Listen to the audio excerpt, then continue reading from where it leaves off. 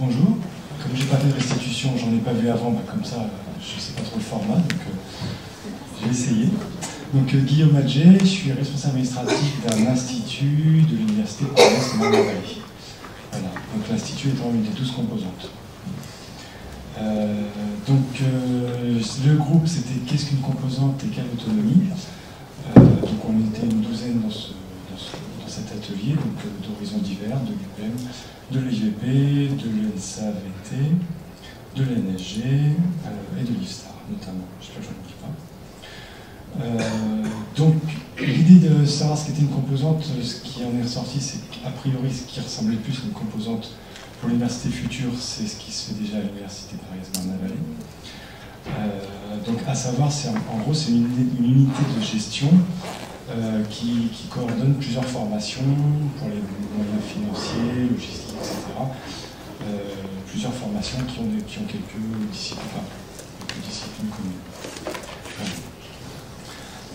Donc, sachant que dans d'autres universités, il y a les composantes n'ont pas forcément la même définition. Des unités de recherche peuvent être assimilées à des composantes, voilà, ce qui n'est pas le cas ici. En outre, donc apparemment, mardi dernier, lors du séminaire qui a eu lieu de l'autre côté de la rue, une intervenante a parlé des composantes pour les futures entités qui composeraient l'université cible. Donc en fait, autour de tous ces éléments, donc on s'est posé quelques questions. Voilà. Donc pour commencer, on s'est posé des questions sur les pouvoirs des composantes. On est parti sur l'idée, est-ce qu'il fallait donner des délégations de pouvoir, des délégations de signature aux composantes. Pour l'instant, donc comme je dis, le modèle sur lequel on s'est basé, c'est l'université de Marne-la-Vallée, pour lequel les directeurs de composantes ont une délégation de signature, mais la venue d'établissements de l'EVP, les CIE, l'ENSA-VT et le NSG peut poser des questions sur les délégations qui pourraient donner donc aux directeurs de ces établissements.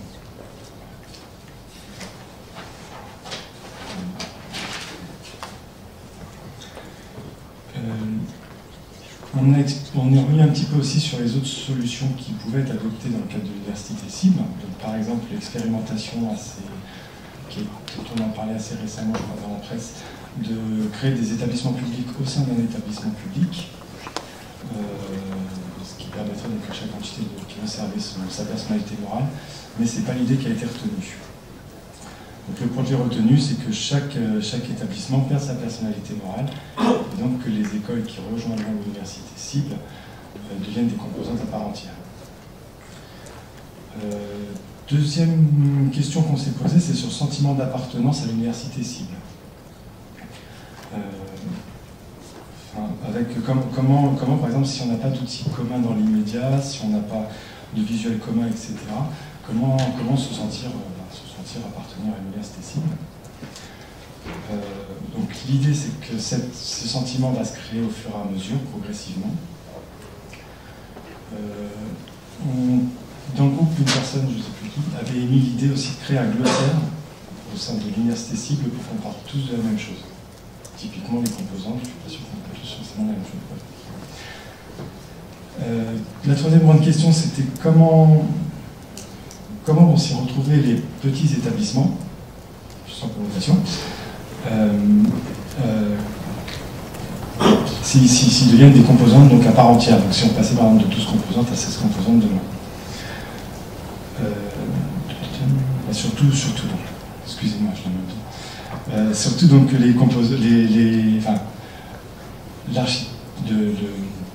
les processus à Marne-la-Vallée, pour l'instant, à l'université de Marne-la-Vallée, sont assez descendants. Donc les composantes n'ont pas le même pouvoir de pilotage que dans d'autres universités où les instituts, les anciens systèmes de faculté ont plus de pouvoir dans le pilotage.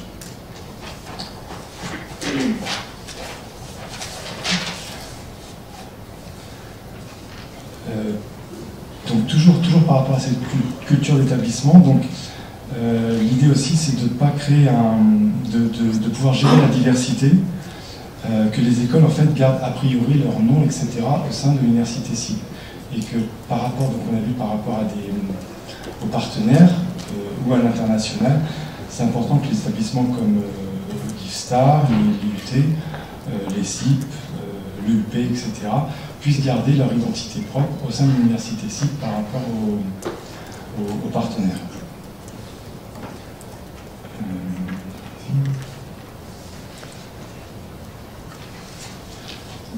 Ensuite, donc, pour le dernier point qu'on a abordé, c'est vraiment sur l'autonomie des composantes. De quelle autonomie ont besoin les composantes de l'université cible. Donc, d'abord de pouvoir gérer donc, les opportunités sans avoir à référer sans cesse au pouvoir central. Et aussi, donc, il était question aussi d'une autonomie budgétaire. Donc, tous ces éléments reposent en fait sur une délégation de pouvoir, de signature, pardon. Ensuite, excusez-moi. Au sein des composantes aussi, on s'est demandé quel serait leur pouvoir pour discuter des créations, des fermetures ou des évolutions des formations. Donc, ce serait, on n'a pas la réponse pour l'instant. On part sur l'idée où les composantes garderaient ce pouvoir justement de créer. L'opportunité de partir des composantes avant de passer dans des conseils centraux.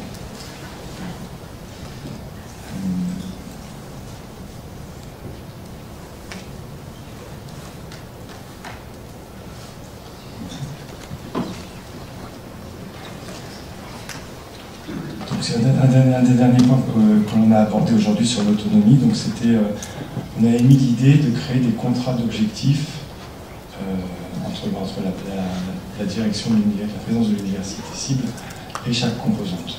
Mais c'était vraiment une idée qui a été évoquée, parce que ça pose presque plus de problèmes que ça en résout, par rapport au suivi des indicateurs, etc. Donc en conclusion, l'idée c'était que les prérogatives des composantes restent essentiellement sur les contenus pédagogiques qu'elles vont porter et sur le choix des intervenants. Et ensuite, donc, on a étudié on a abordé la question des composantes de recherche qui permettraient d'insérer les départements, par exemple, de l'IFSTAR. Voilà, mais pour l'instant, c'est resté une question ouverte et on n'a pas de réponse. Voilà. Je ne sais aucune idée du temps.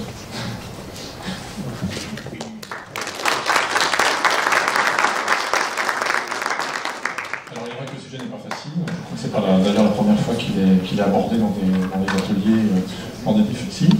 Bon, en tout cas, c'est un sujet qui est débattu dans d'autres groupes. Est-ce que vous avez éventuellement des questions ou des commentaires par rapport à la présentation qui vient d'être faite? Oui. Alors. Bonjour, Christine Buisson, IFSTAR Lyon.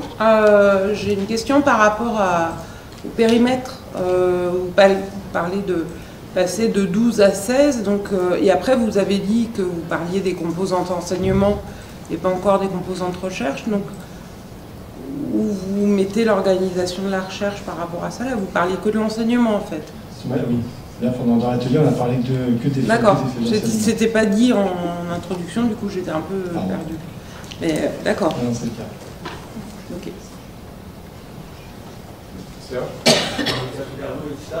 n'avez pas évoqué les questions de subvention des ministères de tutelle, des organismes de tutelle, etc. Et le lien entre les composantes, notamment qui pourraient devenir les petites écoles, entre guillemets, et les origines de leurs subventions actuelles. C'est une question aussi à voir. Par exemple, la Chambre de commerce et de l'industrie, en quoi elle serait contente ou pas, comment elle évaluerait ce qui se passe dans le successeur de l'essier ou de la composante essier. On a abordé un petit peu ce matin. Évidemment, j'ai pas la réponse.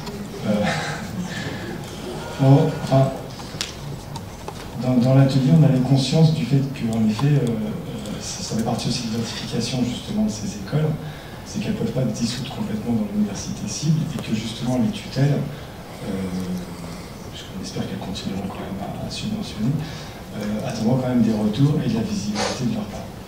Mais après, dans sa vie, je ne peux pas faire. Encore éventuellement une question? Sinon, on passe à la présentation suivante. Donc, on va rester à ce qu'on a dit. J'invite la personne qui est présente pour le budget comptabilité. Bonjour, donc moi je suis Anne-Marie Le Guin de IFSTAR. Donc j'ai été chargée d'animer l'atelier budget, organisation de services financiers, comptabilité. Donc c'était très technique. Je suis sûre que ça va vous passionner là en début d'après-midi. Alors déjà pour vous prouver que les gens qui s'occupent de finances, de comptables, tout ça, ne sont pas des gens psychorigides, j'ai fait l'animation de l'atelier, mais je suis également rapporteur, en contradiction avec les consignes qui nous avaient été données. Rapportrice. Rapportrice, Christine, rapportrice. Alors, nous étions un groupe important, parce que nous étions plus de 30. Ça, c'était sympa. On avait des représentants d'à peu près tout le monde, à une exception près, mais bon, c'est pas toujours évident. Alors, comme le groupe était important, nous nous sommes scindés en 4. Parce que travailler à plus de 30, c'était pas possible. J'ai pas l'âme d'une maîtresse d'école. Donc, nous avons fait 4 sous-groupes.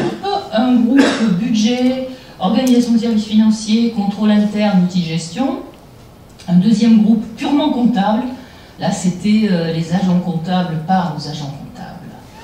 Le troisième groupe, c'était vrai, hein, le troisième groupe, c'était la chaîne de la dépense. Et le quatrième groupe, les recettes. Alors, qu'est-ce qu'on a vu?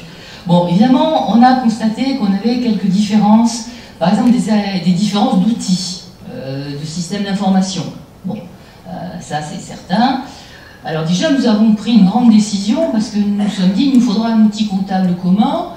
On ne choisira pas SIREPA.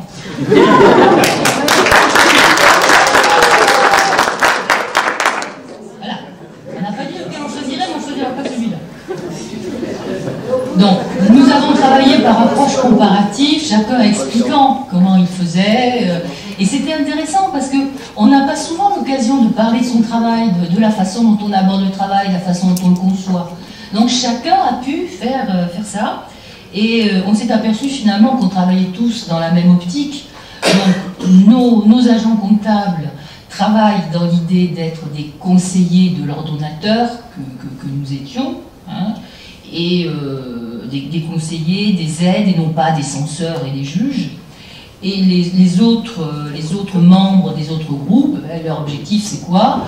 Eh bien c'est d'organiser le budget au mieux, de dépenser au mieux, de façon régulière, de faire rentrer les recettes, d'équilibrer un budget. Donc c'était ça l'idée. Outre l'idée aussi d'embêter les chercheurs en imposant des règles, mais ça, vous le saviez déjà.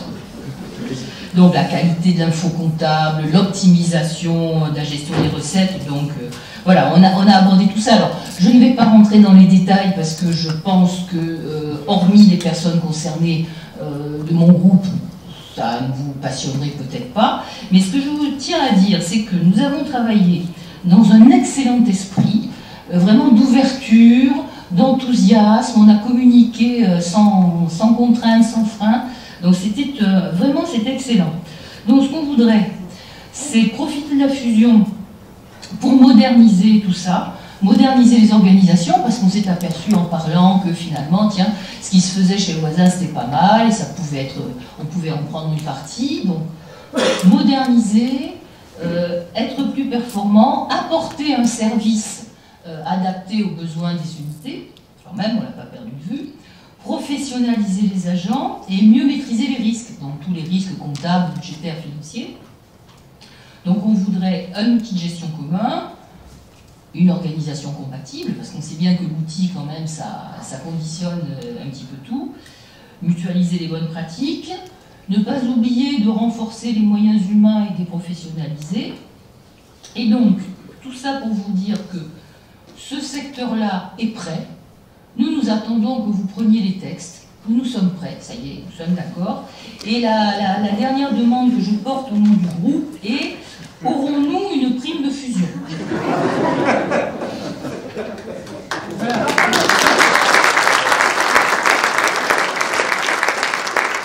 Si vous avez des questions, si vous en avez, je répondrai bien volontiers, bien sûr. Non, pas de questions? Moi j'ai une question. Ah, il y a un calendrier pour... c'est faisable dès le 1er janvier 2019 La seule chose qui nous manque, c'est un outil comptable commun. Et la première fonction pour mettre un peu d'huile dans la poche. Donc on sait quel outil on ne prendra pas. On sait quel outil on Vous avez vu prendra sur mon pas. fond d'écran, il y a SAP, vous en voulez pas non plus, je suppose. On ne sait pas, on sait pas. On a besoin encore d'autres ateliers pour creuser tout ça. D'accord. Donc, avis aux amateurs, si vous avez des idées sur le sujet, vous serez les bienvenus. Merci beaucoup. Alors, nous allons reprendre l'ordre chronologique initialement prévu. Recherche ouverte sur la société. Tout à l'heure, quelqu'un est venu me remettre sa présentation. Et pendant ce temps-là, je lui prépare... S'il vous plaît. Oui, c'est quel fichier? Restitution Open Science? Celui-là?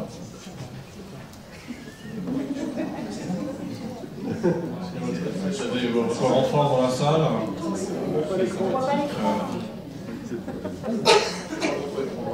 Pas le retour écran? Eh bien, F9.5, et ça va y aller.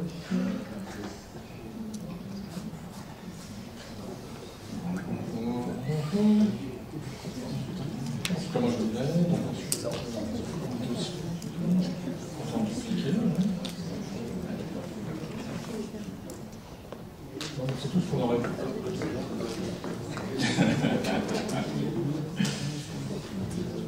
À l'inverse d'hier, c'est bon là.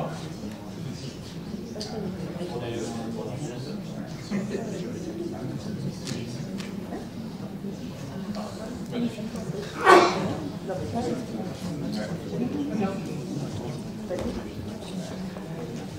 Bonjour à tous, donc c'est Malal Khan, chercheur ici à l'IFSTAR. Je vais commencer par déjà remercier quand même le groupe avec qui on a fait cet atelier, même si on n'était pas forcément très nombreux. Je pense qu'on devait être à peu près 6 et puis 5 aujourd'hui.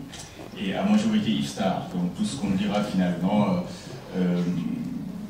ce seront peut-être des choses qui existent déjà, certainement oui, mais qu'il faudra certainement aussi généraliser. Mais en tout cas, c'était notre point de vue par rapport à l'ouverture finalement de la formation à pas mal d'autres publics, et puis finalement aussi quelle formation à l'ouverture. Donc voilà, donc cet atelier en fait, donc recherche ouverte sur la société, donc constitue un des fils rouges. Et donc aujourd'hui, nous on essayait d'avoir une discussion en fait sur l'atelier 3, donc qui était relatif en fait à la formation. Et finalement dès le départ, donc il y a eu pas mal quand même, comment dirais-je, donc de questions qui ont émergé là. Et notamment la première, c'est ouvrir les formations vers quoi? Okay, c'est-à-dire que la formation, nous on l'a considérée comme un objet, donc qui doit vivre et donc qui doit s'adapter en fait aux besoins finalement, donc on va dire du monde professionnel déjà, parce qu'une formation qui à la fin ne permet pas à l'étudiant de trouver un travail n'est peut-être pas forcément ce qui est préférable. Aussi, donc vraiment faire vivre ces formations de telle sorte que ça s'adapte en fait en fonction des besoins. De l'autre côté aussi, finalement l'ouvrir aussi vers le monde de la recherche. Pourquoi? Parce que tout simplement que la formation ne reste pas figée, mais que par exemple quand des résultats validés au niveau des instituts comme l'IFSTAR et quelque chose de solide, qu'on puisse quand même l'intégrer naturellement dans les formations. Donc ça ne reste pas quelque chose de très figé, mais qu'on puisse quand même faire évoluer ça. Alors, donc, pour faire ça aussi, pour que la recherche puisse continuer à vivre, il faut qu'on ait aussi de la vocation au niveau donc, des jeunes. Une manière peut-être de les initier, c'est dès la licence, faire de telle sorte que les étudiants puissent venir faire des stages au niveau d'instituts comme l'IFSTAR ou ailleurs, mais en tout cas qu'ils soient déjà très initiés déjà à la recherche et que ça soit vraiment, que ça fasse partie intégrante en fait de la formation. Donc si ça se trouve, il y a peut-être certainement des choses qui sont déjà faites, hein. Mais vraiment là, c'est nous la vision qu'on en avait. Aussi, l'open data. L'open data, bah, c'est quelque chose qui devient finalement très à la mode, hein. Donc même quand on soumet une publication, une fois que c'est accepté, on te demande si on a besoin de joindre les datas. Pour que finalement, si un enseignant quelque part veut reproduire, veut enseigner ces résultats-là, qu'il puisse utiliser ces données-là, etc. Donc voilà, et donc en conclusion, finalement, rendre flexible l'offre de formation, donc pour qu'elle puisse s'adapter aux besoins, que ce soit autant des professionnels que de la société civile, et aussi faire de telle sorte que en fait, cette formation puisse aider les étudiants à plus facilement trouver du travail. Donc voilà. Aussi, ouverture à l'international. Ce qu'on entend par ouverture à l'international, c'est que l'étudiant, en lui-même, quand il est à l'université, qu'il puisse peut-être avoir des fois la possibilité de pouvoir voir aussi ce qui se passe ailleurs.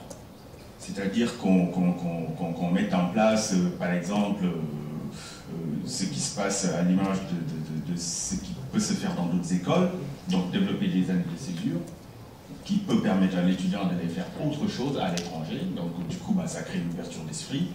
Ça ouvre en fait l'esprit de l'étudiant à d'autres cultures finalement, qu'il sache que finalement il y a des choses qui se font ailleurs, d'une autre manière, qui peuvent aussi bien marcher.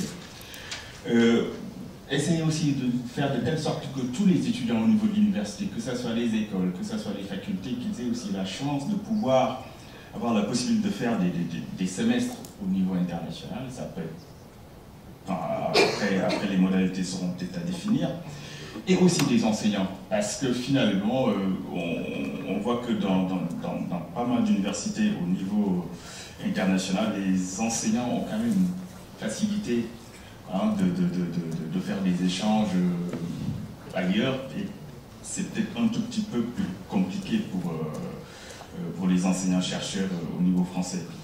Et donc travailler aussi sur la facilitation, pour faciliter aussi l'accueil des étudiants étrangers. Et donc pour le faire, ce serait peut-être aussi pas mal d'intégrer les personnels administratifs à tout ce qui est mobilité, histoire qu'ils aillent passer du temps ailleurs pour voir un tout petit peu comment ça se passe, et que ça leur donne en fait des facilités pour pouvoir bien accueillir les étudiants étrangers. Donc voilà. Alors, cette flexibilité de la formation, pour qui? Pour quel public? Parce que finalement, aujourd'hui, en fait, on a l'idée que ce n'est plus que les étudiants jeunes qui commencent la première année jusqu'à la 5e année ou jusqu'à Bac plus 8, toujours à l'école ou bien à la fac. Finalement, la formation aujourd'hui, elle doit être ouverte à tout le monde, parce qu'à n'importe quelle période de notre vie, des fois, on a envie d'augmenter en fait notre, comment dirais-je, notre confort de savoir, on a envie d'aller plus loin dans les connaissances, etc. Donc, du coup, faire de telle sorte que, finalement, ces enseignements-là puissent être accessibles aux seniors, aux salariés, par exemple, tout ce qui est formation continue, formation initiale, en fait, à l'ensemble, finalement, des apprenants. Donc, l'apprenant, dorénavant, peut être multiforme. Donc, voilà. Après, bien sûr, pour le faire, il faut aussi des outils, hein, donc s'appuyer en fait donc, sur les outils modernes, tels que le numérique, faire des formes de MOOC, etc. Donc voilà. Sauf que, avant quand même de pouvoir s'ouvrir, il faut aussi apprendre à s'ouvrir. Donc, comment se former? Donc, avec, comme je l'avais dit tout à l'heure, donc avec l'ensemble de ces nouveaux outils numériques, formation à distance, etc. Et aussi se faire former avant de pouvoir former les autres. Par exemple, comment mettre en place un MOOC. Donc, comme la dernière fois, on l'avait vu à la Centrif, en fait, donc il y a toute une équipe qui est prête à aider en fait les enseignants-chercheurs à mettre en place leurs outils sous forme de films, sous forme de... Donc voilà, s'appuyer vraiment sur ces outils-là et même les généraliser.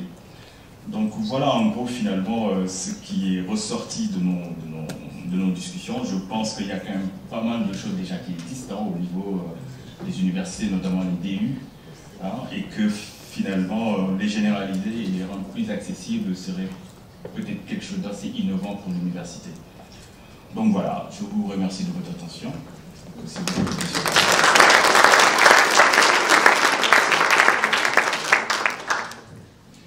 Quelques questions, parce que c'est un sujet très large aussi.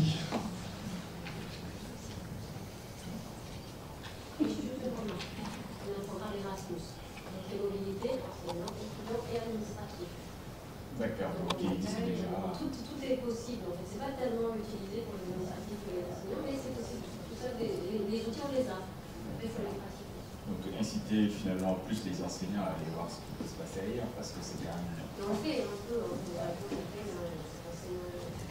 D'accord, ça se passe très souvent dans l'autre sens, donc rentrant, mais sortant, c'est quand même... Mais c'est possible, on a tous les outils pour. Voilà. Merci. D'autres questions? Non. Merci. Eh bien, écoutez, je vais maintenant proposer à la personne qui rapporte sur cet atelier recherche-formation.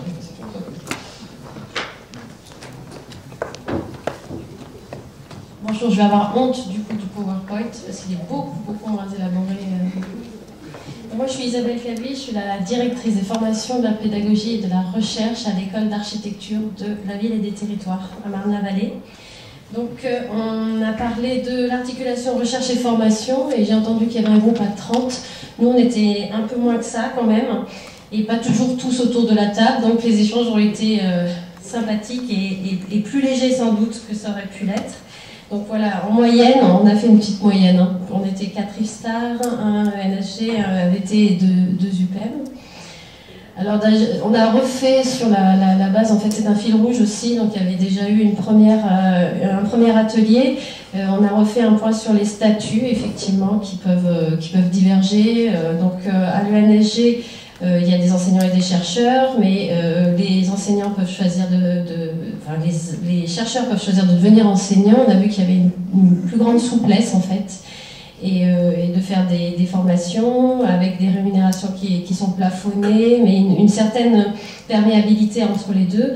À l'IFSTAR, en revanche, ce sont des chercheurs qui font des cours ailleurs, et effectivement, c'est possible, mais qui n'ont pas la possibilité, par exemple, de faire de la formation continue en interne.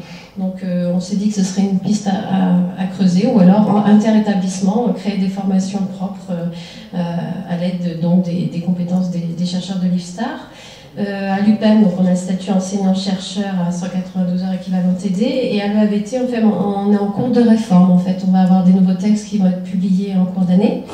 Jusqu'à présent, les étudiants, enfin depuis 3 ans, les enseignants pouvaient bénéficier d'une décharge de recherche, c'était tout nouveau, seulement les enseignants titulaires d'ailleurs.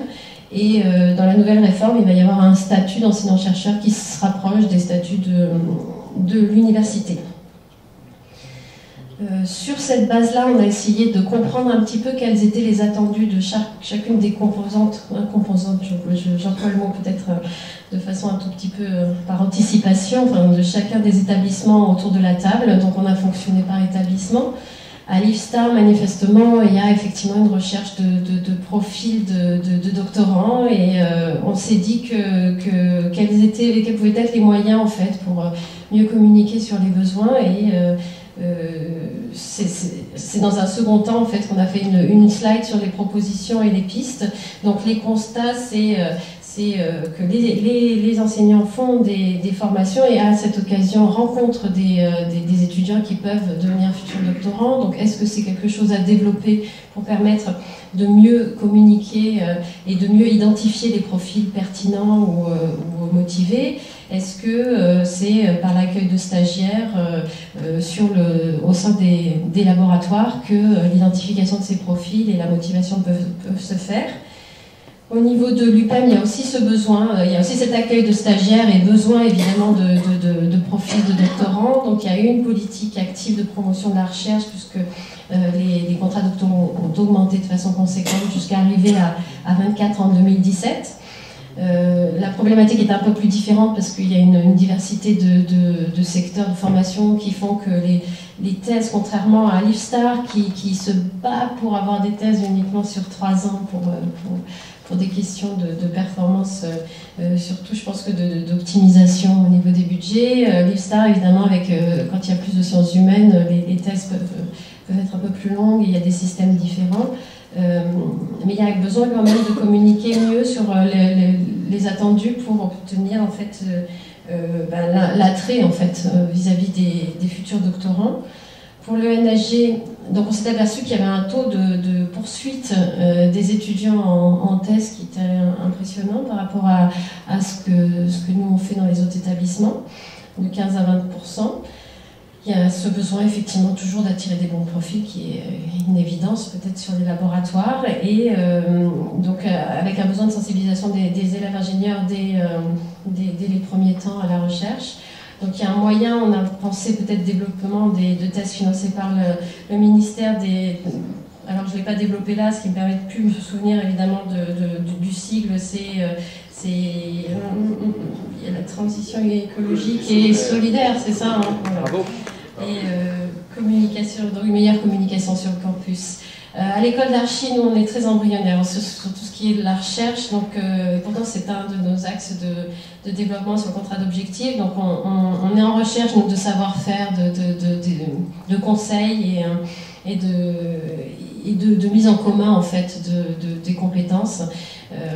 Sachant qu'on est vraiment tout petit, hein. On a un petit laboratoire, pour l'instant je crois qu'on arrive à 4 doctorants cette année, ce qui est une performance pour nous. Surtout qu'on a un seul HDR dans l'établissement. Voilà, donc on a essayé de chercher, de réfléchir à ce qui était fait, ce qu'on pouvait faire au niveau de la formation pour préparer à la recherche. Donc on a vu déjà que, contrairement à l'école d'architecture, on a une mention recherche qui n'est pas très développée. C'est assez clair à l'université. Il y a un master à finalité recherche, donc où il y a une acquisition de compétences au cours du master et pendant le stage au niveau de la méthodologie. Donc il a été proposé de faire des visites organisées dans les laboratoires avec des démonstrations qui peuvent susciter des vocations, une participation à des recherches de doctorants qui peuvent être plus ludiques, comme faire partie d'un panel pour une expérimentation et des tests qui font partie, et ça permet une première relation à la recherche plus ludique. Et en ce qui concerne les établissements, on a vu qu'à l'ENSG, il existe ce qu'ils appellent des projets d'initiation à la recherche, des PIR, qui est un jour par semaine sur un semestre, et qui permet vraiment d'une initiation à la recherche. C'est ce qu'on pourrait peut-être éventuellement mettre en place dans d'autres établissements, ou en tout cas s'en inspirer. Donc nos propositions, nos pistes de réflexion un peu en vrac. Hein. Donc on pensait qu'une plateforme commune sur laquelle seraient déposées les offres de sujets de PIR, de stages, les sujets de thèse, les participations à des expérimentations, les fiches de poste pour les enseignements, permettrait justement une meilleure diffusion de ces informations, une information à l'attention des étudiants et des enseignants.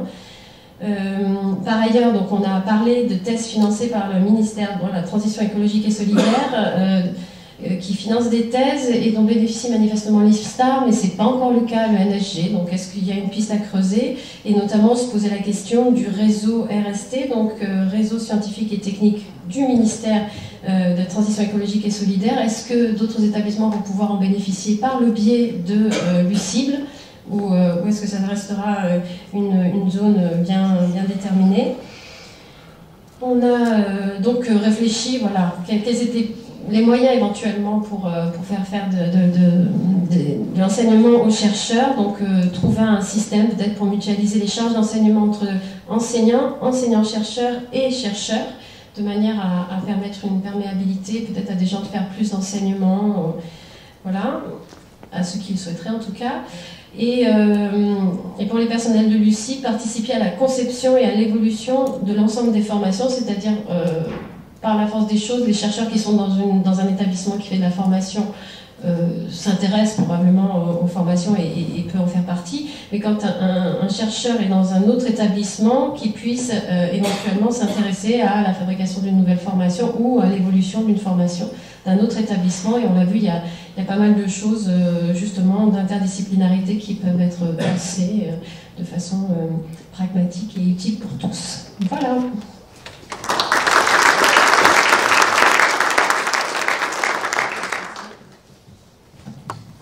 Il y a plein de pistes qui sont suggérées pour les groupes de travail. Est-ce que vous avez envie de poser quelques quelques questions aux membres de ce groupe.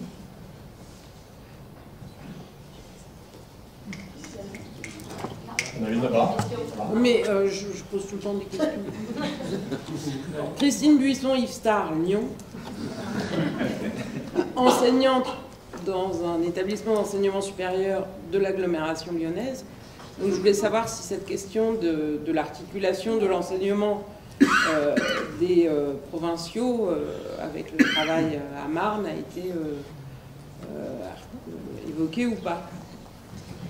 Pas du tout, je suis désolée. On était, je pense que des établissements de Marne-la-Vallée, donc on a forcément fait l'impasse sur certains sujets et effectivement, on n'a pas du tout discuté cet aspect-là de la question.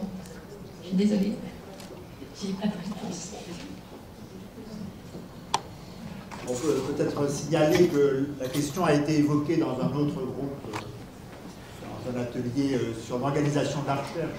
On a mentionné qu'il faudrait envisager peut-être des co-accréditations avec les partenaires universitaires locaux pour organiser la collaboration en enseignement des collègues de province en Nouvelle-Calédonie. Très bien, merci beaucoup. Donc je vais appeler les rapporteurs du groupe suivant, donc c'est Marc et Isabelle qui vont vouloir nous rejoindre. Je vous donne une petite information sur le déroulé d'après-midi. Ce matin, vous auriez sans doute apprécié d'avoir une pause au milieu de la matinée qui était un petit peu longue. Et il se trouve que par défaut, elle est toujours, il y en a une qui existe l'après-midi et elle n'est pas le matin. Donc on va être tout à l'heure à 15h. On va s'arrêter pour une dizaine de minutes parce qu'il y a un café qui nous attend. J'ai essayé de décaler cette pause café pour la fin des débats, mais ce n'est pas possible par rapport à l'engagement qui a été pris vis-à-vis des prestataires. Donc après cette présentation, on s'arrêtera une dizaine de minutes et on reviendra pour écouter les trois derniers groupes. Donc je vous passe la parole à tous les deux. Bonjour à toutes et à tous. Donc on va présenter avec Isabelle Bordenave qui est membre de l'ICIT et donc l'équipe qui travaille sur la création de l'ICIT et un petit peu aussi de l'UCIT. On va vous présenter donc l'atelier restitution. Ah, j'ai pas appuyé sur le bon. Ça marche pas les flèches. Si.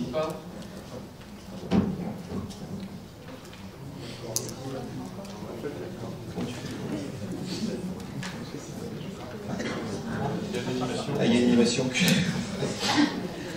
Donc l'atelier, voilà, rapidement on était 11 membres, donc vous voyez à l'écran, le NSG c'était Alain Dupéré qui était avec nous, et puis donc les représentants de l'IFSTAR, Bron, Nantes, Lille et Marne-la-Vallée, et puis de l'UPEM, 2 personnes, dont une commune avec l'UPEC, qui était donc de l'école universitaire d'urbanisme de Paris, et puis 2 représentantes de l'ICIT, donc pour compléter notre groupe.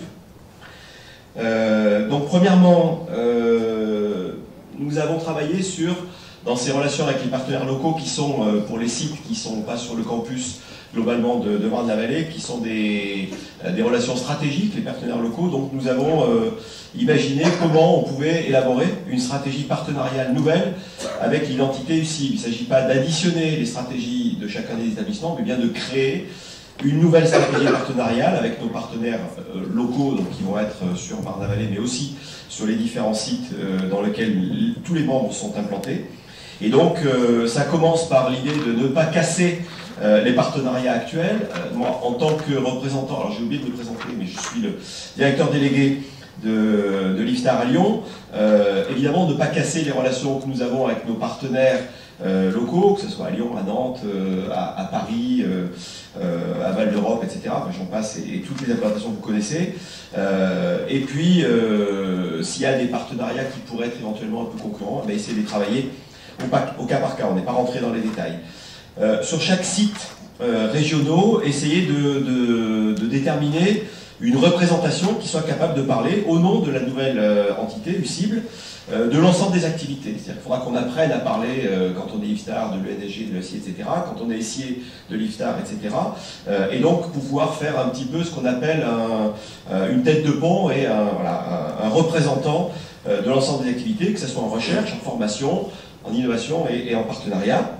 Et puis garder à l'esprit, donc ça on l'avait déjà vu dans d'autres ateliers, mais ça se complète au fur et à mesure, que nos partenaires locaux, c'est des acteurs économiques, ce sont des acteurs académiques, donc sans rentrer dans le détail, on a les IDEX, les ICIT, les universités, bon, enfin, on écrira tout ça, hein, bien sûr, dans le détail. Les autres pôles de compétitivité, réseau professionnel, FNTP, AFIGEO, donc c'est l'association des formations géographiques, la tech, les réseaux scientifiques, etc. Et puis les acteurs institutionnels dans lesquels on va mettre les collectivités territoriales, locales, donc régions, départements, communes, métropoles, etc. Et puis on peut avoir aussi en région des représentants, puisque le siège est implanté en région, d'acteurs nationaux, donc il faudra que chaque site les traite quand ils sont implantés sur leur territoire.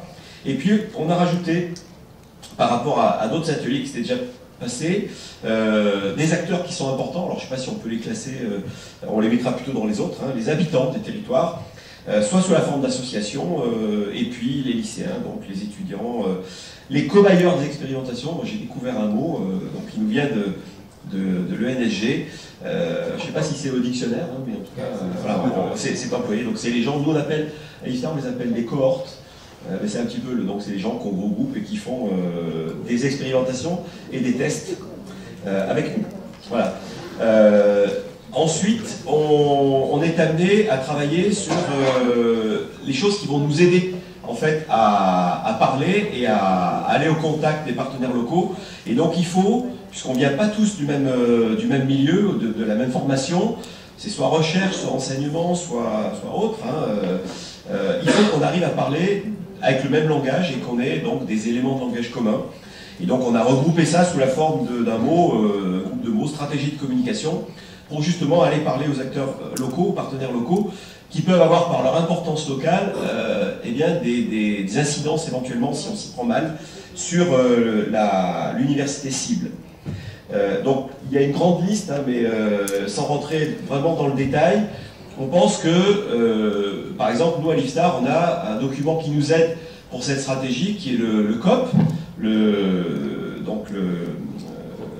alors évidemment, je le dis tout le temps, donc je l'oublie, c'est le contrat objectif performance, donc il nous sert sur 4 années ou 5 années à avoir voilà, et de manière écrite, la stratégie que nous avons à l'IFSTAR pour déployer nos actions. Donc on pourrait imaginer qu'on ait un document comme ça, qui soit un peu voilà, de la stratégie, et donc avec une plaquette qui regroupe tout ça et qui nous permette d'avoir sur nos activités, nos compétences et les services proposés un petit peu voilà, les éléments principaux qu'il ne faut pas oublier, qu'on puisse expliquer aussi l'emboîtement des différentes stratégies entre les départements pôles, les établissements et l'ensemble dans lequel on va demain travailler, l'université cible.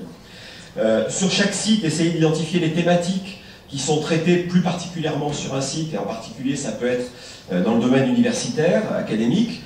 Donc on a cité un exemple, bon, il se trouve qu'il est à Lyon, mais, parce que je l'avais cité, mais bon, à Lyon on a une prégnance de la chimie avec le couloir du Rhône, donc à Faisin, etc. On a aussi une prégnance assez importante de la médecine. Par contre, bon, l'aspect transport est un peu moins bien traité sur Lyon, donc il a sa place peut-être ailleurs, même si on a réussi à en y mettre un petit peu dans l'index. Donc voilà, identifier pour pouvoir éviter de se faire des concurrences. Ensuite, essayer de parvenir à élaborer un état de la situation actuelle, même si ça pose des difficultés et que parfois on a un petit peu de frein hein, pour élaborer cette stratégie et cet état de la situation avec nos partenaires. Et puis, ce qui est très important quand on va parler à nos acteurs, à nos partenaires locaux, c'est rédiger un argumentaire qui permette de montrer qu'en fait, demain, on sera plus fort et on sera encore meilleur qu'aujourd'hui tout seul, même si aujourd'hui ils nous aiment bien, mais ils nous aimeront encore plus demain. Et qu'on soit donc plutôt dans une phase où on dit voilà, c'est une opportunité pour vous d'avoir demain, non pas un IFTAR tout seul ou un ESSIE ou un EIVP tout seul, mais lucide avec vous, avec toutes ses composantes. Un truc très important, un annuaire des compétences pour que chacun puisse aller chercher la compétence là où elle est sans qu'il sache exactement où elle peut être. Donc ça aidera à avoir donc des partenariats à l'intérieur, mais aussi après de pouvoir les déployer à l'extérieur. Donc on parle de gestion prévisionnelle des emplois de compétences, c'est un mot qu'on emploie souvent, mais là, peut-être simplement commencer par des fiches. Et puis, dresser un inventaire des labos sous forme cartographique, et puis peut-être avec des outils, genre maquette virtuelle, qui pourrait, en cliquant sur un site, savoir ce qu'il y a dedans, aller chercher. Donc on s'appuie rapidement sur les capacités de l'ENSG pour nous aider à faire ces maquettes virtuelles, où on pourrait jusqu'à la fin, après, aller chercher dans une entité où on aurait par exemple cherché la géomatique, chercher les compétences, les hommes et les femmes qui travaillent dans le domaine. Voilà, donc je passe la parole à Isabelle Bordenac pour nous parler de la suite. Il y a encore 2 diapos pour terminer cet exposé. Alors, de nos échanges, il est ressorti la nécessité justement de s'appuyer sur un bureau des partenariats, donc c'est très bien, parce que pour rappel, une première information peut-être pour certains, la création d'un bureau des partenariats est une des actions donc, prévues dans le projet du site.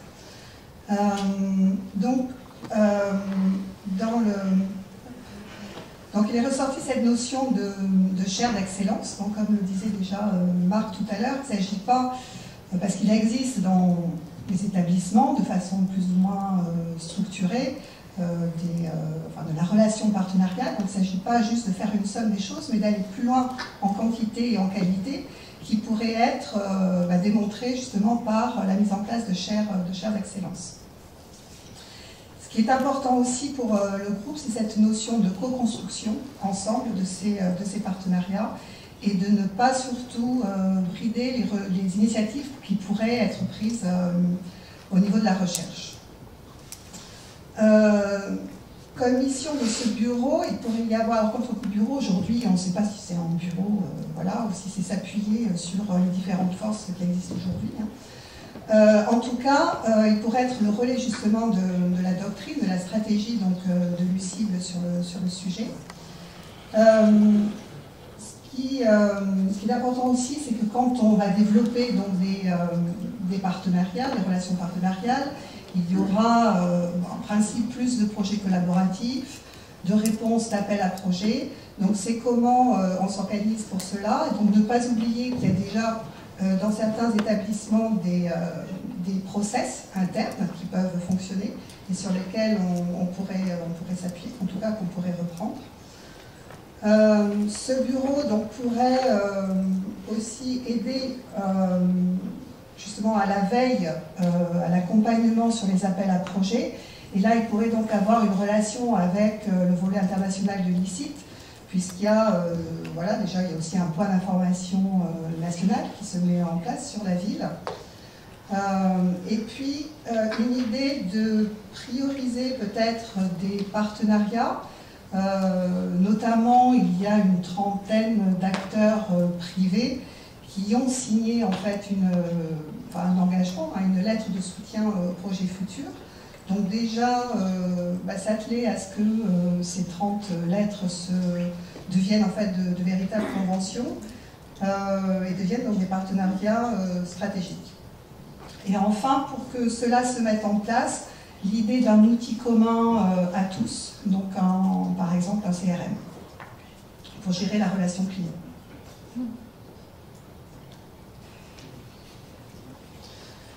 Donc des échanges est ressorti un focus sur la formation continue, donc une approche de formation tout au long de la vie. Donc ici, on sait plus, pas dans le contenu bien sûr, mais plus sur comment on pourrait mettre ce service en place et répondre à une demande de plus en plus émergente des partenaires socio-économiques. Nous avons en fait déterminé peut-être trois choses qui pourraient être 3 objectifs, notamment accompagner les reconversions, former à des métiers nouveaux sur la ville en priorité, répondre aussi à la formation en fait, des personnes très peu qualifiées. L'UPEM étant quand même une université qui est justement très expérimentée sur l'accompagnement de profils qui ne sont pas forcément les mêmes que Paris Intramuros. Voilà. Ensuite, pour mettre en place cette formation continue et répondre à la demande des partenaires, organiser donc ces formations en modules, en fait en blocs de compétences, ce qui pourrait donc permettre la valorisation et la segmentation de notre offre de formation. Et pour cela, nous avons donc une cellule IDEA qui est justement qualifié pour accompagner sur l'approche compétences. Un petit rappel aussi en termes de formation continue, c'est l'IHE, en fait, donc, qui est un institut des hautes études sur la ville, qui est une action aussi donc, du projet ICIT, qui s'adresse ou qui s'adressera a priori plus à un profil de cadre de haut niveau qui exerce donc sur les métiers de la ville. Voilà, je crois que j'ai fait le tour. Si peut-être aussi c'était avec qui monter tout ça, ne pas oublier qu'il y a des partenaires comme Pôle emploi, l'APEC, qui ont eux aussi des outils et avec lesquels on peut travailler. Voilà.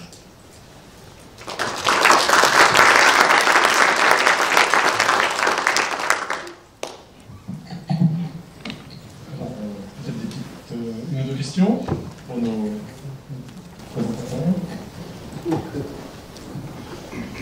Serge.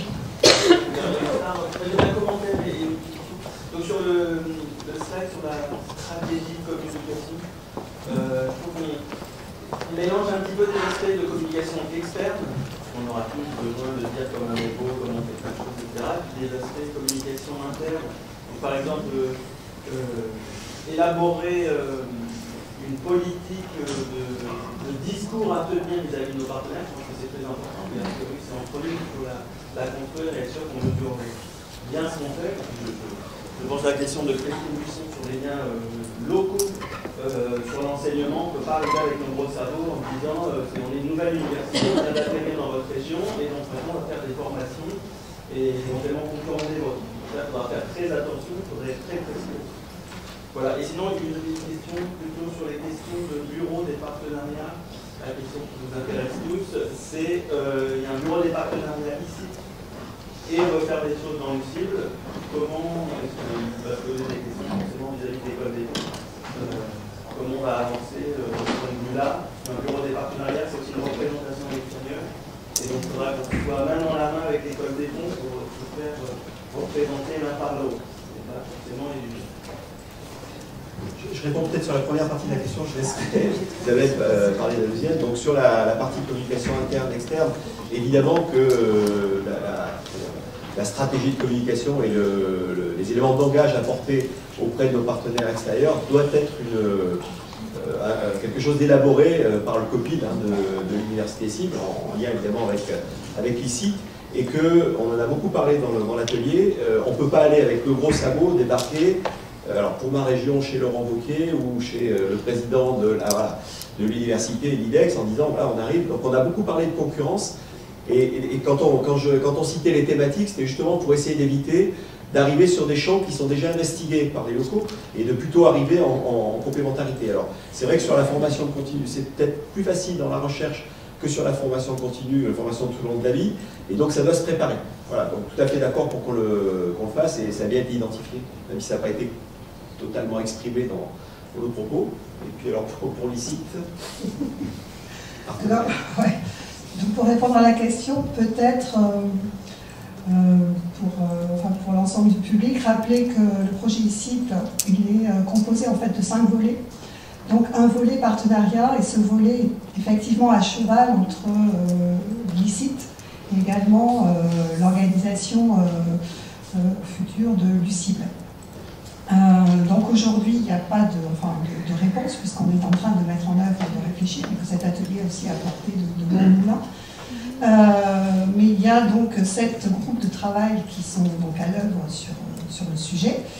Ce sont 7 groupes qui peuvent justement à terme construire l'offre de services qu'on peut offrir donc aux partenaires socio-économiques. On va tous les citer, mais par exemple, il y a formation continue, il y a expertise conseil, il y a plateforme, comment on valorise et on vend nos plateformes. En fait, tout ce travail, et à partir de ces productions qui sont attendues pour fin juillet, permettra de réfléchir.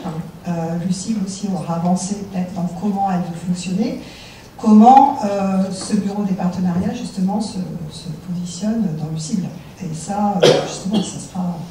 Puisqu'il y a dans le pilotage du projet, donc il y a une équipe de projet, chacun sur ses volets, qui déploie des actions, avec des groupes de travail dans lesquels il y a des représentants donc, de chacun des établissements. Et puis ensuite un comité de coordination qui a déjà une vue transversale, qui reporte à un comité de pilotage où les décisions sont prises et en relation avec le comité de pilotage de l'UCID. Voilà comment tout ça fonctionne. Donc j'en profite en même temps pour l'expliquer puisque c'est le sujet, et justement à cheval des deux chantiers. Alors, je ne sais pas si j'ai répondu un peu en tous les quelques billes, quoi. Donc c'est plutôt fin 2018, je pense, qu'on aura une vision sur à quoi ça ressemble, comment ça fonctionne, sur ces grandes missions. Je vous remercie encore une nouvelle fois. Et donc, pour mémoire, nous prenons juste 10 minutes pour aller prendre un rapide café. Ne partez pas, il y a 3 sujets. Le quorum, c'est un 20e. Je précise également pour ceux qui prennent un train ou les transports, il n'y a aucun souci de timing. On va finir probablement un petit peu en avance. Donc, voilà, détendez-vous. 3 ateliers, un petit au revoir. Tout va très bien se passer.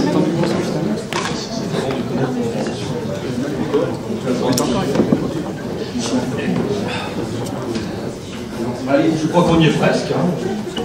Oui. Alors, l'atelier numéro... poser une question sur les diplômes interdisciplinaires et pas les formations, comme si un diplôme peut vivre de formation. Comment les construire et les mettre en valeur? Telle était la question posée. Atelier animé par Venceslas Biri de l'UPEM, que je rapporte donc Pascal Barbier de l'ENSU. Alors, l'organisation du groupe a été ultra simple. C'est un groupe de 6 à 8 participants, dont seulement 2 membres d'école, le groupe d'université, les autres étant de l'IFSTAR. On peut aussi signaler, pour un peu d'animation dans la salle, qu'il n'y avait aucun représentant du sexe féminin. Donc le dialogue a été très simple et très bien.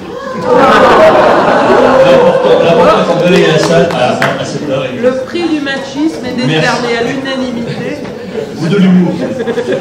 La méthode. Alors, on a commencé par reformuler le questionnement, et on s'est notamment posé des questions sur les notions d'interdisciplinarité, de pluridisciplinarité et de transdisciplinarité, et aussi la relation formation-diplôme. Et on a décidé de limiter, faire un contrat interne, de limiter notre réflexion, ne pas descendre trop bas, par exemple, en essayant de donner des exemples concrets de cette interdisciplinarité, rester à un niveau assez conceptuel. Alors, quelques points de réflexion en vrac. Un constat, c'est que la création de l'université cible va libérer un nouvel espace de formation qu'il va falloir savoir exploiter au mieux. Cela va nous obliger à définir de nouveaux besoins en formation initiale et continue. Peut-être obliger la création de nouvelles structures et de nouveaux outils de politique de formation. En termes de mode de réflexion, il faudra trouver des modalités pour fédérer les expertises dans la définition de ces besoins de compétences et de débouchés. Des gens qui vont suivre les formations et qui conduiront à ces diplômes interdisciplinaires, et définir un calendrier en sachant que tout ne va pas être immédiatement possible, donc il faudra définir une sorte de priorité, ce qui doit être fait et peut être fait de manière rapide, très rapide, à moyen terme et à plus long terme.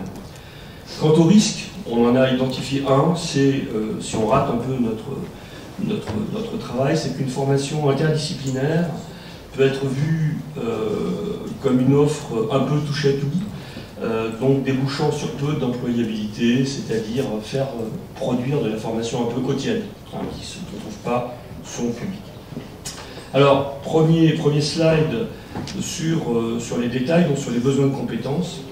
Il faut commencer par l'interrogation du secteur industriel et des collectivités territoriales, nous a-t-il semblé, ainsi que des laboratoires de recherche, donc des acteurs de l'université cible, donc les composants de l'université cible, sur les besoins en compétences pour pouvoir travailler sereinement. Donc il faut, dans un premier temps, recenser les entités capables de guider notre étude, de nous aider. Il faut partir des besoins des acteurs de la ville du futur et des transports intelligents, ce qui paraît aussi relativement évident. Être capable de leur faire exprimer, et ça ce n'est pas facile, les compétences scientifiques, les compétences métiers, les compétences transversales également, requises aux différents niveaux des diplômes que nous souhaitons mettre en œuvre grâce à l'université cible. Et ces diplômes peuvent être des diplômes de techniciens, d'ingénieurs, de master, de docteur, donc à tous les niveaux de formation. Ce que nous préconisons, donc, à ceux qui prendront la suite de ce travail, c'est un mode d'action par création d'un groupe de travail mixte qui regroupera donc des représentants de l'université cible qui seront en gros les gens qui vont poser les questions, et des partenaires industriels. Et le livrable de ce travail sera l'expression des besoins de compétences dans les secteurs visés par l'université cible. À partir du moment où on sait ce qu'on veut faire, on peut sereinement construire des parcours formation. Donc l'offre de formation à construire et ses modalités peut être faite en exploitant le livrable du groupe de travail mixte précédent et en s'appuyant sur la nomenclature des formations françaises actuelles en formation initiale. Peut-être que des esquimaux, mais c'est pas très grave, en formation initiale et sur les futures règles du jeu en matière de formation continue qui seront issues des négociations en cours entre le gouvernement et les partenaires sociaux. Il faut aussi recenser au niveau des partenaires actuels les formations qui peuvent en toute ou partie répondre à ces besoins, parce qu'il est à peu près évident qu'il en existe. Donc là, aussi produire un état des lieux. Et un peu par soustraction, définir un état, définir les trous, voilà, et ces trous vont correspondre en gros au cahier des charges des formations que l'UCIB aura à monter.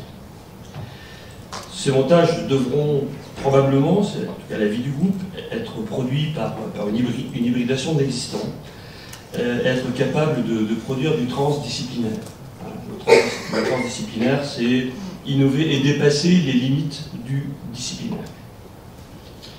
Donc le mode d'action pour réaliser cette étape est la création d'un groupe de travail, ce coup-ci interne à l'université cible. Pour les modalités à mettre en place, donc de nouveaux outillages, il a été suggéré de réfléchir à la création d'une école doctorale dédiée. Il faut s'appuyer aussi sur les modalités numériques innovantes. Ça reprend des choses qui ont été dites dans les interventions précédentes. Associer formation initiale et formation continue pour vraiment créer un continuum. Être capable de construire un modèle économique autour de ces nouvelles formations pour être au moins autoporteur, voire être bénéficiaire, dans la mesure où des questions subsistent très très fortement dès lors qu'on demande aux composants de créer de nouvelles formations. Ça nécessite évidemment des investissements, ça nécessite du personnel, et le problème de l'équilibre économique global est évidemment posé. Il faut également définir la politique de dissémination de ces formations, de ces nouvelles formations. L'UCIB est multisite, vous le savez, il ne faut pas que les produits soient à 100% parisiens, donc il faut trouver des modalités qui permettent d'intégrer les collègues de province, notamment de l'UCIB. Les bénéficiaires de la formation sont multiples, et on rappelle ici une proposition qui a été faite par un groupe de travail à l'occasion d'un autre séminaire de connaissances réciproques, groupe de travail sur les APP recommandant d'avoir une politique de formation vis-à-vis des collectivités territoriales, collectivités locales. Évidemment, la politique internationale ne peut pas être oubliée, ce qui va obliger à un choix politique, par exemple, des langues qui vont être utilisées par ces formations. Français, anglais. Respecter, parce que c'est une obligation, les labels de certification franco-français existants, c'est-à-dire que ce soit le HCERS, la CGE, la RNCP, le CPF, pour les formations soit initiales, soit continues, de manière à avoir une validation par les organismes financeurs de formation. Enfin, l'implication des acteurs. Les acteurs de l'UCIB vont pouvoir accompagner cette mise en place, vont avoir plaisir à accompagner cette mise en place. Il a été dit rappeler que les composantes de l'UCIB qui opéreront ces formations vont devoir effectivement être impliquées. L'ISTAR d'après les témoignages des collègues de l'ISTAR présents, semble pouvoir accueillir plus et différemment des stagiaires de formation initiale ou des thésards, par exemple, donc avoir un impact sur la capacité d'accueil sur les parties très opérationnelles de ces formations. Les chercheurs de l'ISTAR aussi sont susceptibles de pouvoir produire des enseignements, plus qu'ils n'en produisent aujourd'hui, ou en complément de ce qu'ils font aujourd'hui. Certaines modifications d'organisation seront nécessaires, modification des rôles des services support et soutien, notamment au niveau de l'université, par exemple dans le cas de la mise en œuvre de formations à distance qui ne suivent pas exactement les mêmes canaux que les formations en présentiel. Et puis être capable de produire de la communication différenciée, adaptée au web, qui nécessite avoir un complément, ça n'annule pas et remplace, mais ça vient s'agréger à la communication classique que nos établissements savent faire pour leur formation classique. En conclusion, la mise en œuvre des formations interdisciplinaires et donc des diplômes interdisciplinaires concerneront bien toutes les composantes de l'UCIB et bien au-delà des simples enseignants-chercheurs. Voilà, je crois avoir traduit par ces quelques propos les échanges du groupe de travail. Merci. Une petite question pour mon collègue Pascal Barbier, éventuellement. Sinon, je n'ai pas personne qui sorte pour l'atelier suivant. Il y avait une question ici. Si on se place donc dans le cas de l'ISTAR Nantes, par exemple, c'est pour relayer ce que disait Christine à Lyon, maintenant il y a Nantes. Donc à Nantes, est-ce que par exemple votre état des lieux des formations, il va aussi considérer les écosystèmes de formation hors Marne-la-Vallée? Donc je pense que ce serait bien de faire l'état des lieux à Nantes, à Lyon et sur d'autres sites.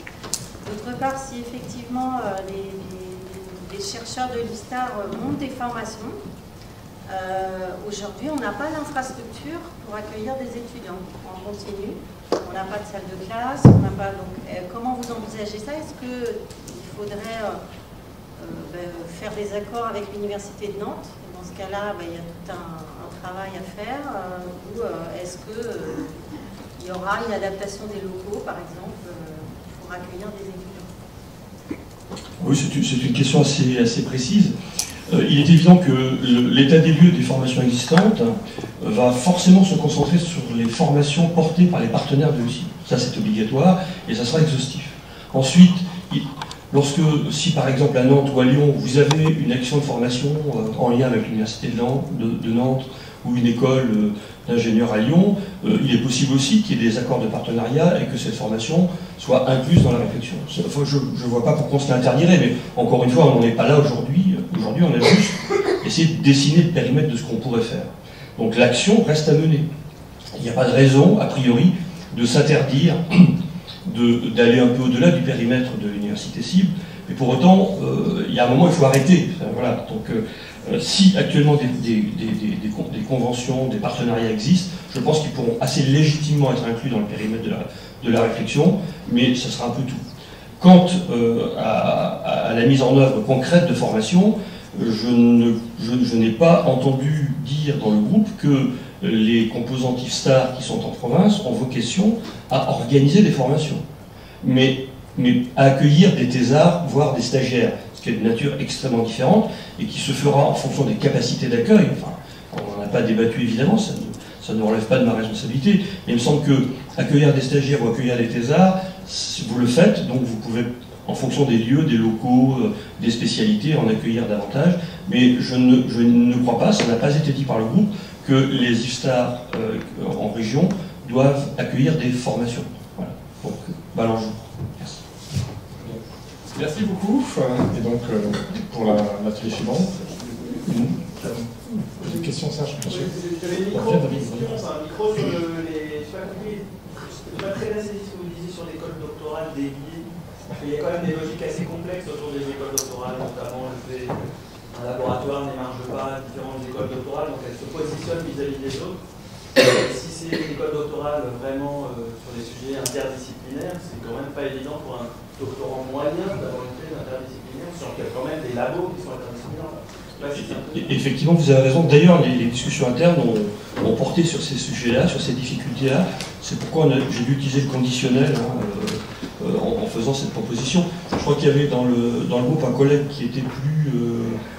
voilà, qui peut peut-être éclairer la réponse. Je disais simplement qu'on créait peut-être quelque chose de nouveau aussi dans cette cible. Il pouvait y avoir des gens... Enfin, il y a des écoles doctorales existantes, certes, mais il pouvait y avoir peut-être des besoins nouveaux créés par cet espace libre, et que dans ce contexte-là, que d'ailleurs, ça rejoignait les questions locales, parce qu'au niveau local, on a aussi nos propres écoles doctorales qui ne sont pas forcément représentées ici. Et on peut être confronté à un certain nombre de problèmes quand on veut encadrer des doctorants, et l'idée qu'une cible puisse avoir aussi une école doctorale qui lui soit propre, pouvait être un moyen de résoudre des problèmes qu'on ne saurait peut-être pas résoudre au regard de l'existant. Et par ailleurs, je pense qu'une école doctorale, c'est former des docteurs. Si on fait une cible qui se veut transdisciplinaire, qui fait émerger de nouvelles thématiques, c'est aussi former des futurs acteurs, voire des chercheurs, dans ce domaine, dans l'avenir. Voilà. Ça, bon, il n'est pas interdit de continuer à en discuter en sortant de la salle tout à l'heure, mais pour pouvoir libérer facilement nos collègues qui retournent en province. Donc je vais demander à David de rapporter le sujet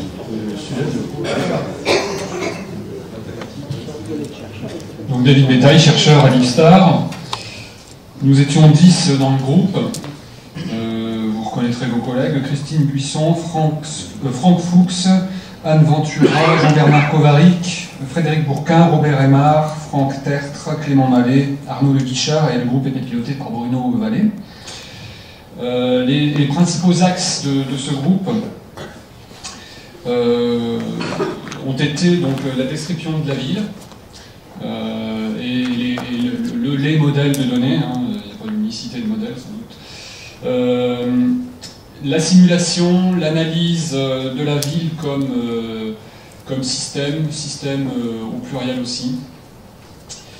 La visualisation, le rendu en fait. Et puis avec ce rendu, les leviers d'action, l'aide à la décision, décision politique, etc. Ou décision individuelle ou d'entreprise. Sur quel thème, puisque là ce sont des questions précédemment, des questions plutôt de méthodologie.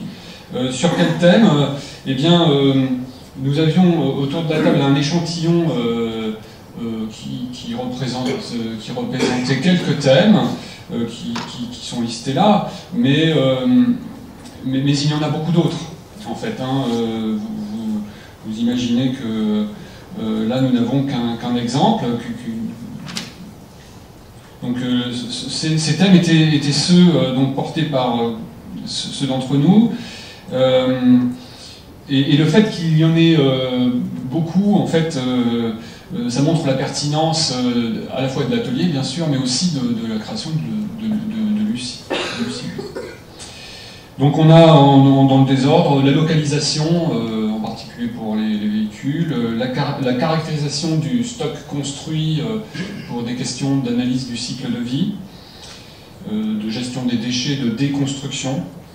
La dynamique des déplacements, comment le flux se fait, les ambiances urbaines en termes de pollution, d'ambiance sonore, on peut imaginer des tas de choses, il y a des points de suspension bien sûr. Donc les sujets qu'on pourra aborder ensemble sont très nombreux, et évidemment je ne peux que aller vers les conclusions, puisqu'on ne détaillera pas ces sujets-là plus loin aujourd'hui. Les conclusions sont un peu des... Comment dirais-je, c'est un fil conducteur, c'est en fait une trame qu'on a communément quand on examine tous ces sujets, et à partir de ce que sont nos métiers. Donc il y a d'abord la maîtrise de la qualité des données.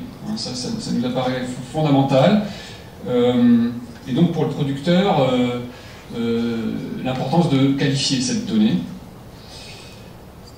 pour le consommateur de ces données, en particulier pour les chercheurs, l'étude dans le système de la sensibilité de tel et tel paramètre, la possibilité de réduire le modèle, réduction de modèle pour avoir des temps de calcul acceptables, à des coûts acceptables, et puis tout ceci en adéquation avec les usages, puisqu'il faut à la fois choisir les données, les modèles, dans le but d'une réponse à apporter, d'une solution à apporter à un client, quel qu'il soit. Voilà, donc c'est une approche finalement complexe, avec des systèmes multivariés. C'est une approche enfin, cette approche système nous rassemble en fait dans l'université, clairement. On a évoqué aussi une question de choisir des sites de référence sur lesquels on puisse avoir, je sais pas, d'exemple, de l'information géographique couplée à de l'information de pollution, par exemple. Alors, il y aurait d'autres exemples, c'est pour ça que certainement les sites de référence ne seront pas uniques, mais multiples, bien évidemment.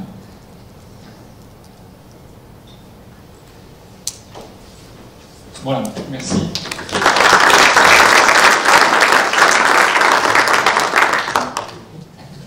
Alors évidemment, le sujet est sans doute pas facile, parce que ça peut adresser des choses très vastes. J'imagine qu'il y aura aussi un petit papier qui sera rédigé par l'un d'entre vous avec un peu plus de détails. Et éventuellement, dans ce moment-là, est-ce que vous avez une ou deux questions à poser à David ou à ses collègues du groupe?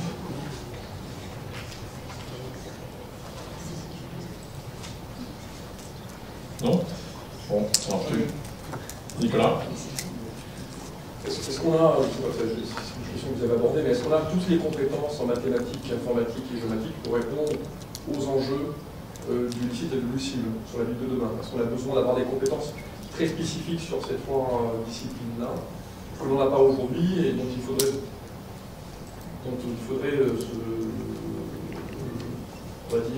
se doter pour être capable de pouvoir mieux atteindre les objectifs ambitieux que nous avons?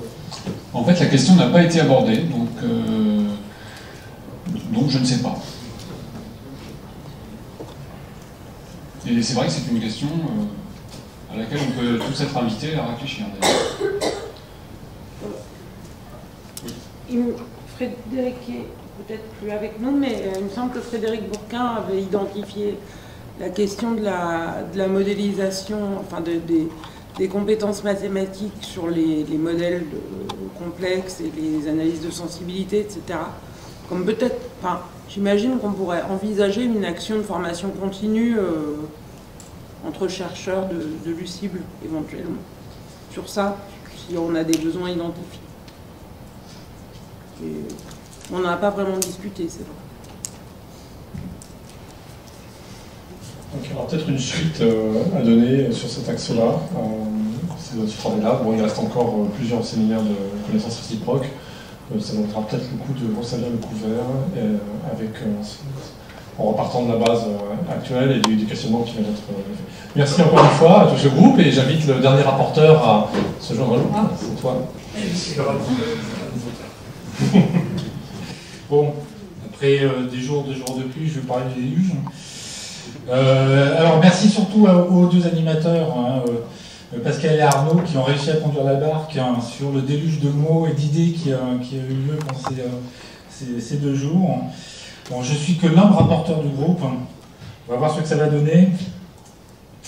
Alors ce premier atelier sur le déluge de données, c'est concentré sur les données. On vous rappelle que le 5 et 6 avril, il y aura la deuxième partie sur le reste, les outils, l'organisation, le processus, etc.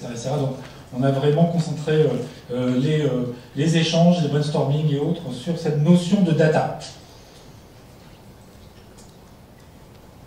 Alors ça ne se voit pas, mais l'idée, ça a été d'échanger sur 3 thèmes au tout début pour s'approprier le sujet du déluge des données: les sources, les traitements et les usages, donc plein de post-it, en essayant de les regrouper pour essayer de refaire ressortir des idées forces. Donc voilà un petit assemblage, une petite mosaïque de ce qui s'est retrouvé au tableau, qui nous a permis ensuite d'en faire la compilation. Donc c'est en ligne sur Frama. Non, là c'est pas la bonne URL, c'est pas la bonne URL, c'est pas grave. Alors le résultat de nos cogitations. Alors c'est assez compliqué, je vais essayer de bien expliquer tout ça. Donc sur les sources de données, on a distingué ce qui pourrait être des données subjectives, issues d'enquêtes par exemple. Donc quelque chose qui n'est pas vraiment basé sur un fait, mais pas sur quelque chose qui relève d'une compilation d'éléments et qui remonte vers, on va dire, vers le système qui va traiter tout ça. Les données objectives, alors je vais remettre mes lunettes parce que je ne vais pas regarder le truc. Voilà, alors données objectives, on a considéré que c'était tout ce qui sortait des capteurs. Donc il y a des capteurs un peu partout, donc ça remonte des données, on a considéré qu'elles étaient objectives et qu'elles représentent le modèle numérique mondial, en tout cas ce qui nous entoure de manière numérique. Les données fabriquées, alors qui sont issues des traitements. Alors on appelle ça le code source, puisque à un moment donné, il faut bien que ce soit des codes qui fabriquent ces traitements-là, et qui essayent de représenter le monde. D'accord? Donc on appelle ça conformément, mais ça essaie de les représenter. Alors bien sûr, une idée force qui est apparue quand même dans la discussion, c'est les codes sources. Quand on traite des données, tout ce qui est code font partie aussi de ces données-là. C'est-à-dire que c'est intimement lié, et on va voir qu'on rejoint l'idée qui a été juste présentée là il y a quelques secondes sur la notion de qualité, et bien de maintenir la qualité tout au long des traitements de la source vers les destinations. Alors il y a les données externes. Alors on s'est dit que ça, les données externes, on allait comprendre aussi dedans des données qui effectivement représentent le monde qui nous entoure de manière numérique et qu'on appelle données de référence, c'est-à-dire des données pour lesquelles on a la qualification et la certitude qu'elles sont justes. Et non pas des données, on va dire, ultra collaboratives sur lesquelles chacun peut les modifier et dire ça c'est une référence. Je ne cite pas certaines bases de données open source mondiales. Et puis ensuite, tout ce qui est issu, on va dire, de ces traitements-là, tout ce qui peut être issu de nos travaux de tous les jours, ça peut être la gestion des notes des élèves, ça peut être les gestions comptables et autres. Ce sont aussi des données qui sont à côté des autres, mais qui peuvent rentrer dans tout ce schéma de données et de sources de données qu'on va devoir traiter. Donc on a appelé implicite et émergente. Alors bien sûr, une fois qu'on a tout ça, on va secouer le tout. Donc on va nettoyer éventuellement, parce qu'il y a des fois, enfin bon, pour ceux qui connaissent l'open data, on peut trouver tout et n'importe quoi, donc il faut déjà expurger les données, les apurer. On va extraire l'information pertinente. Alors bien sûr, c'est soit automatique, soit... alors on a dit avec les yeux, mais ça peut être aussi avec les mains, des fois c'est utile. Donc l'humain a quand même un rôle là-dedans. Et puis effectivement, on va faire tout ce qui est post-traité pour essayer de conclure sur la donnée, à quoi elle sert, et voici les résultats que l'on a. Alors là, le dernier thème sur les destinations, les usages du déluge des données, alors je ne vais pas les citer parce que c'est clair, c'est un peu fourre-tout, il y a des usages cibles, il y a des actions, il y a des décisions à prendre, il y a des canaux de diffusion. En fait, les idées qui sont remontées étaient tellement vastes et tellement disparates qu'on a juste mis quelque chose de très consensuel autour de tout ça. Voilà, mais ce qui est important quand même, c'est ces notions de données subjectives et objectives fabriquées, les codes sources qui sont des données, les données de référence, et puis tout ce qui nous entoure, nous tous, nous produisons de la donnée tout le temps. D'où le déluge. Donc du coup, on s'est focalisé sur qu'est-ce qui était bien, qu'est-ce qui pourrait être amélioré, et puis qu'est-ce qui nous bloque dans cette notion de déluge. Donc qu'est-ce qui est bien, et là on m'a dit de répéter ça clairement, l'état des lieux que je vous expose est très disparate selon les composantes / l'établissement de l'UCIB. D'accord ? On n'est pas tous au même niveau. Ceci dit, c'est une moyenne et un consensus de ce qu'on veut vous remonter. Donc ce qui nous satisfait avec les données, alors, grosso modo, on a des outils qui semblent être fonctionnels. On en utilise, on arrive à partager entre nous. Alors, même si ce sont des dossiers partagés, ça marche. On ne court pas tous avec une clé USB ou un papier à scanner. Quoique, on a quand même de plus en plus d'outils qui sont capables de faire la captation, rapidement et efficacement. Donc numérisation, captation de la collecte. Et puis, on a effectivement pas mal de moyens de stockage. Mais vous allez voir que le stockage, si c'est quelque chose qu'on apprécie beaucoup, c'est peut-être aussi un élément qui va finir par manquer. Je vous rappelle qu'on est dans le déluge. Et donc que le seau se remplit assez vite.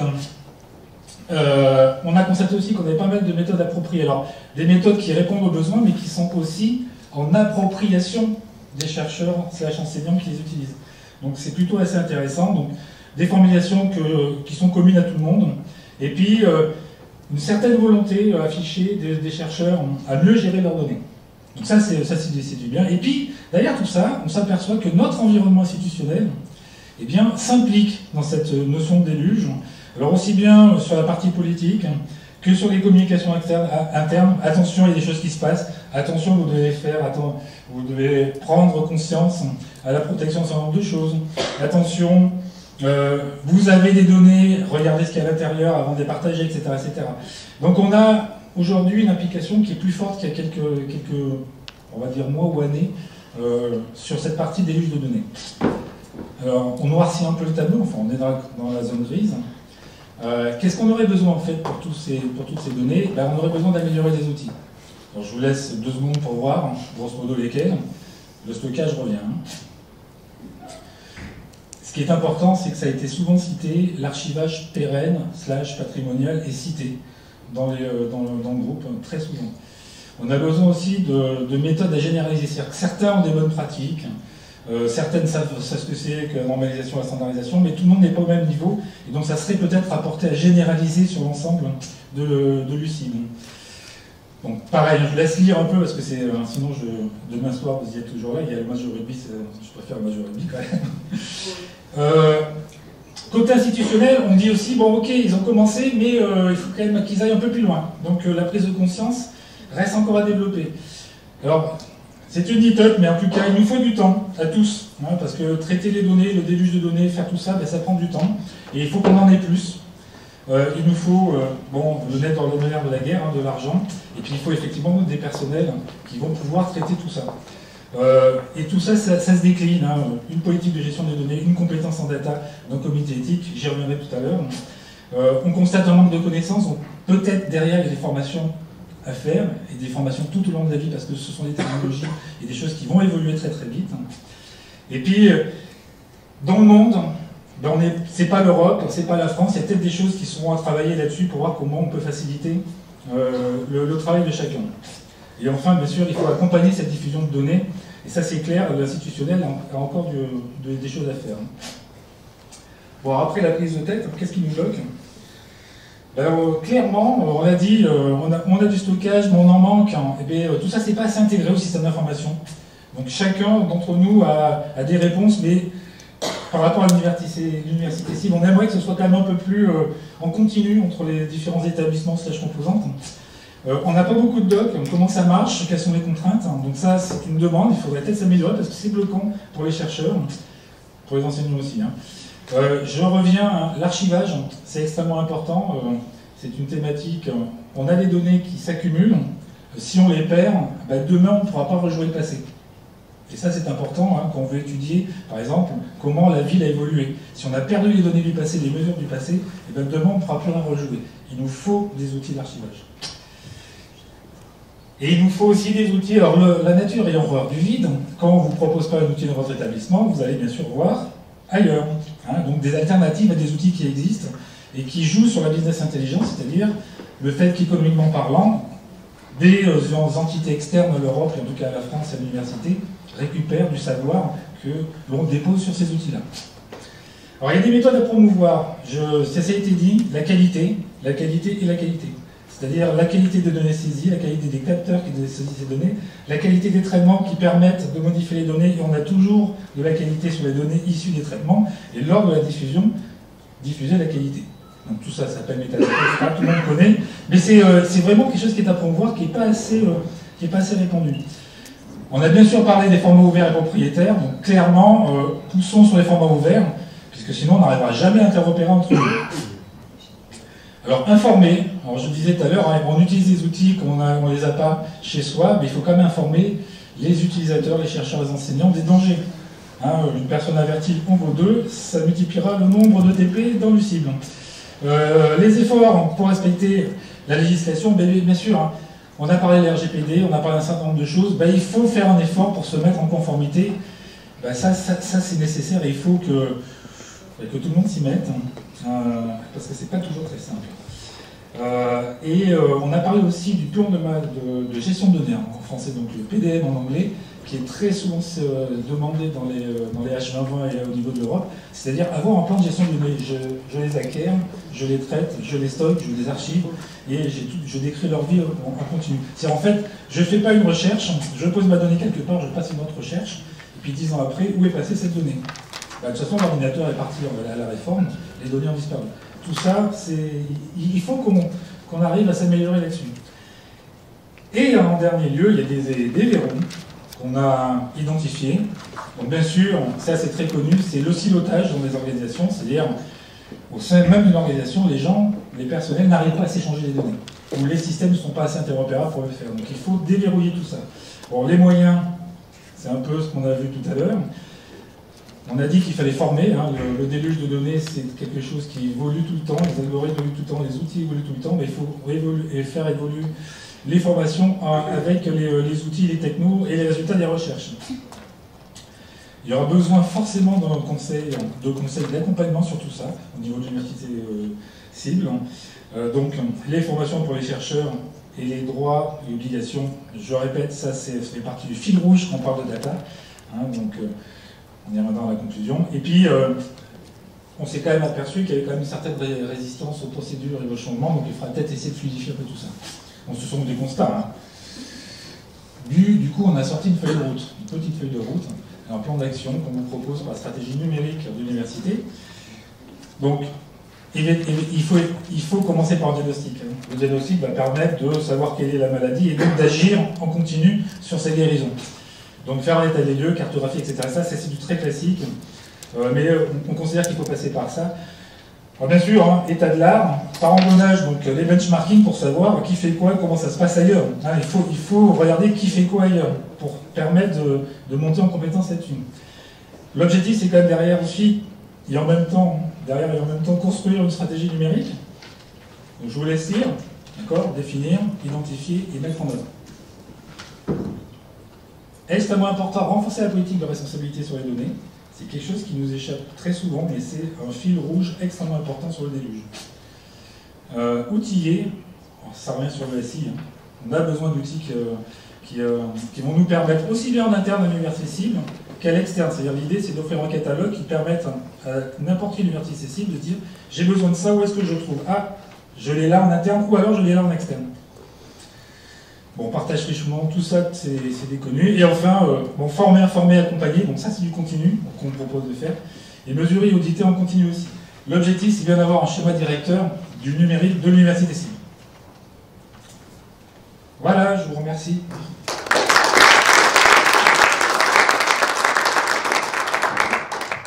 Merci pour ce déluge de bonnes idées.